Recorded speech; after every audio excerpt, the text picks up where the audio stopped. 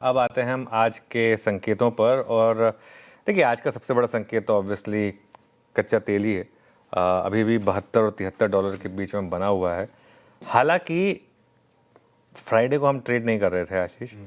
Friday को एक बार के लिए 70 के नीचे आ गया था वो, इंटरडे में 70 के नीचे आ गया था।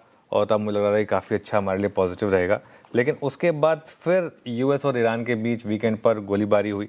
थोड़ा अनफॉर्चुनेट है ये कि अब जब सब कुछ डील वील सब कुछ हो चुका है, एक एमओयू हो चुका है, और एमओयू का सबसे पहला स्टेप यही था कि कोई एक दूसरे पर अटैक नहीं करेगा, तो उसके बावजूद क्यों ये सब हो रहा है।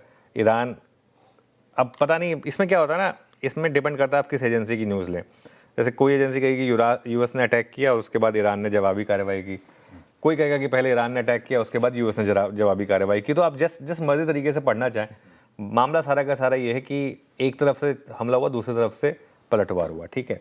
लेकिन एक इंटरेस्टिंग, उसके बाद एक्सियोस को जो यूएस अधिकारी ने कहा कि अब हम फिर से हमले रोक रहे हैं और अब फिर से जहाज आ जा सकेंगे। और ये कहीं ना कहीं मुझे लग रहा है कि थोड़ा सा एक जिन बॉटल से बाहर आ गया वो बाहर नहीं जा रहा है। मतलब अब ईरान को अगर एक मौका मिल गया स्टेट को एक एज रेवेन्यू सोचने का, तो उसे क्यों जाने देगा। ये आगे जाकर आई थिंक कहीं ना कहीं थोड़ा सा इंपॉर्टेंट फैक्टर रहेगा मार्केट के लिए। हालांकि दोनों पक्षों के बीच में बातचीत जारी रही। ट्रंप ने पहले क्या कहा था कि फिर से धमकी दी थी कि मिलिट्री, और ये एक चीज़ बताऊं मैं आपको, हमने थर्सडे को भी एक व्यू जो न्यूट्रल का व्यू लिया था वो इसलिए लिया था क्योंकि ये ट्रंप का कोई भरोसा नहीं है, वो फिर कोई मार्केट के लिए एक नया रिस्क ओपन हो जाएगा। उस वजह से सबसे पहले ये इंपॉर्टेंट था, इसको निपटा दिया। इसके बाद आ जाइए अब आज की ज़्यादा बड़े क्यूज़ पर। एनएससी की मंथली एक्सपायरी से पहले का D-1 डे यानी कि पेनल्टीमेट सेशन, तो उस पर काफ़ी इंपॉर्टेंट आज नज़र रहेगी। और ध्यान रखिएगा, इस बार एक्सपायरी जो है वो Nifty, bank Nifty, mid cap select, fin Nifty और सारे के सारे स्टॉक्स सभी की है, तो सभी पर नज़र रहेगी इस बार। और ख़ास तौर से मेरी नज़र रहेगी आशीष आज दो स्टॉक्स पर, जिनको मैं अपफ्रंट डिस्कस करना चाहता हूँ। दोनों बड़े प्राइवेट बैंक्स, HDFC बैंक और कोटक महिंद्रा बैंक। पहले HDFC बैंक जो ज़्यादा बड़ा स्टॉक है, लीगल रिव्यू में बहुत बड़ी राहत मिली है इन्हें। जो एक इंडिपेंडेंट जांच हुई उसमें जो इनके पूर्व चेयरमैन हैं अतानु चक्रवर्ती, इनके आरोपों का कोई सबूत नहीं मिला। जब उन्होंने छोड़ा था तो उन्होंने कहा था मेरी कॉन्शियंस अलाउ नहीं करती, जो सब कुछ हुआ है बैंक्स में उसके बाद मैं चेयरमैन रहूं, तो उन्होंने रिज़ाइन किया था। और दुबई मामले में भी कुछ रिकॉर्ड नहीं मिला। और हालांकि अतानु चक्रवर्ती ने कहा है कि भाई इससे जांच पर सवाल उठाएं।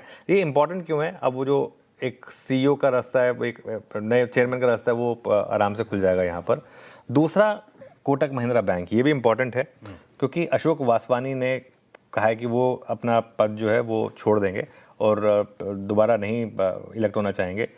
और एक चीज़ बताऊँ मैं आपको, आई थिंक ये एक चीज़ आज तक हमने शायद सुना ही नहीं है अशोक वासवानी जी को। और जब से वो आए हैं तब से बहुत लोगों का था कि पता नहीं मतलब कहाँ से कौन आए, समझ में नहीं आया था। और ये मुझे लग रहा है कि इनका जाना शायद मार्केट शायद पॉजिटिवली ले। कई बार तो क्या होता है जब कोई MD और CEO छोड़ता है तो आप उसको नेगेटिवली लेते हैं ना, इस केस में शायद आप पॉजिटिवली लें इस चीज़ को।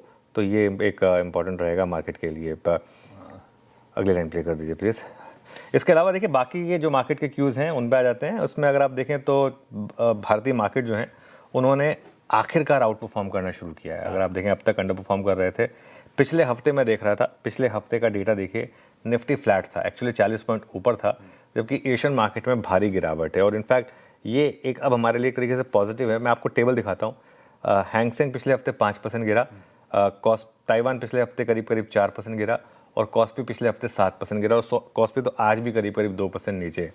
तो कुल मिलाकर मार्केट के लिए एक पॉजिटिव चीज़ ये निकल कर आ रही है कि एक रिवर्सल ट्रेड प्ले हो रही है। अब तक जो मार्केट आउट परफॉर्म कर रही थी उन्होंने शायद थोड़ा गिरना शुरू किया है, नैस्डैक ने भी थोड़ा सा गिरना शुरू किया है ना।